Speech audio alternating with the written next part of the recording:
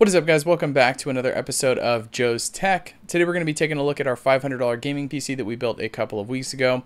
In case you guys did miss that video, I'll go ahead and link it up below. But what we did was we built a $500 PC using the Ryzen 5 2400G APU rather than a regular Ryzen 5 CPU with a graphics card. So obviously the goal here was to build a budget PC that can play some light games without having to break the bank on a graphics card. Now, just for those of you guys who might be interested in doing a build like this, you guys will be able to add a graphics card down the road if maybe you want to save up and add that at a later time. But this hopefully will get you guys started without having to really break the bank. So what I want to do today is I'm going to take a look at a couple of basic games like maybe Fortnite and CSGO, and we'll see if we can dial the settings in a little bit so that we can get a relatively decent gaming performance out of this machine. One of the issues I did run into with this build, if you guys caught the end clip on the last video, was the APU was actually not compatible with the version of BIOS that I had installed on my motherboard. So unfortunately for me, I did have to pull out my Ryzen 5 1600, put that in, and then do the BIOS update so that I could get everything working correctly. For those of you guys who are looking to do a build like this, the new motherboards should have a more current version of the BIOS on there, and you guys should be good to go. But obviously, if for some reason you bought one that's been sitting on a shelf for months, just be prepared because you might run into that issue, unfortunately. Once I got the BIOS updated, I went ahead and put our APU back in and got Windows installed, got everything going. So why don't we go ahead and dive in and take a look at a couple of games and see what kind of performance we can get out of this PC. So before we can start our testing, we need to allocate a specific amount of memory for the APU.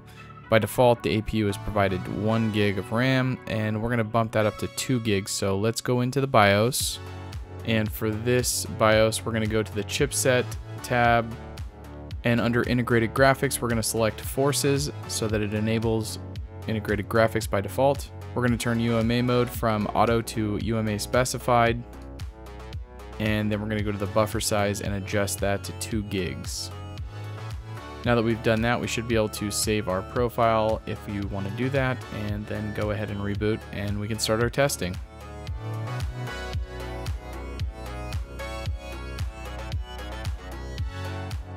Getting into our first game here, we're going to be checking out CSGO.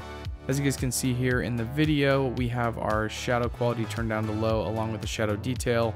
And then of course textures and effect detail I left up at medium, and we have anti-aliasing disabled. The goal here was to pretty much get as best performance as we could without sacrificing too much of the gameplay, and I think we got to a pretty healthy point there.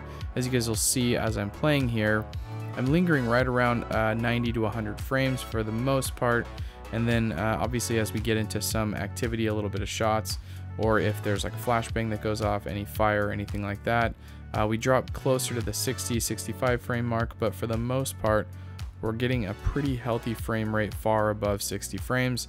I would say this is definitely playable with this system, and of course if you were to bump up the settings a little bit and try to get a little bit better of a gameplay appearance, you could definitely do that without sacrificing that 60 frame limit if that's what you're going for.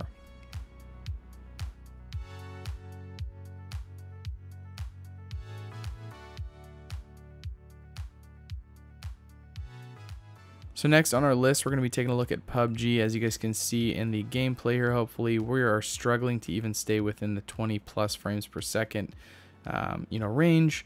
We're sneaking up into the 30s a little bit here and there, but we have everything pretty much turned down to very low.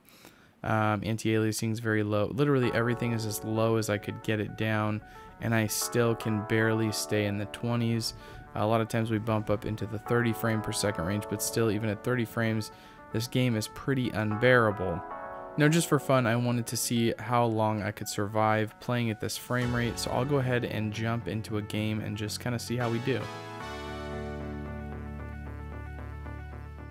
So running around is not too bad. We definitely have a little bit of that jittery feeling, but it's definitely bearable, I would say, as long as you can deal with the choppy edges and the screen tearing that looks like we are experiencing.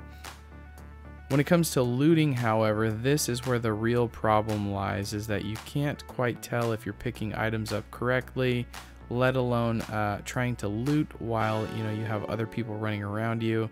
you can't really get the reaction time down that you really need to be successful in this game.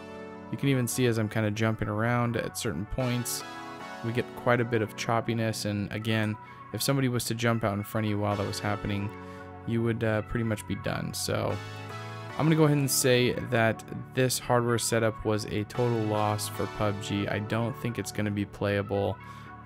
You know, hopefully at a later date we can get some type of updates to this game that won't require so much of a heavy resource load, but for now it's definitely not playable with the setup that we have. For our final test, we'll be playing a little bit of Fortnite. This seems to be the go-to right now for the fact that A, it's free, and B, it does not require a lot of heavy hardware. And I think this is going to be the same for our current setup, but let's go ahead and dive in and see.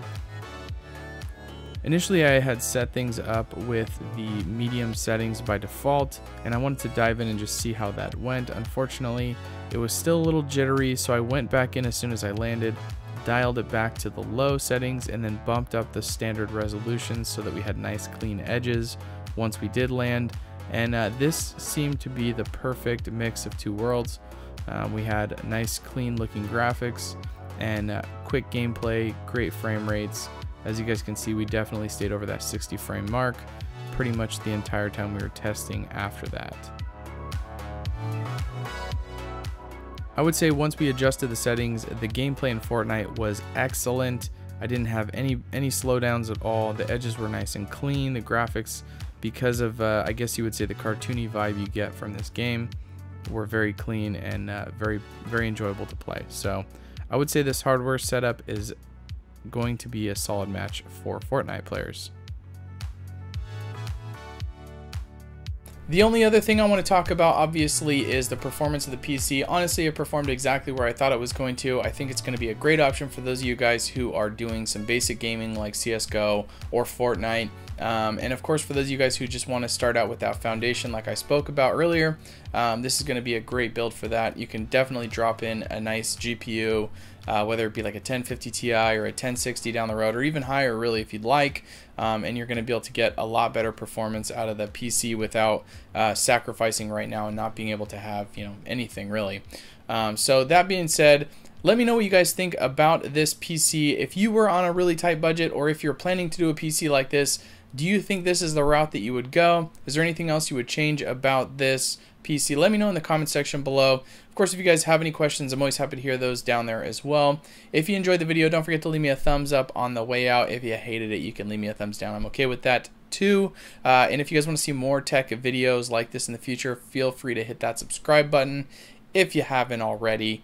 Until next time, guys, this has been JoesTech. I'll see you in the next video.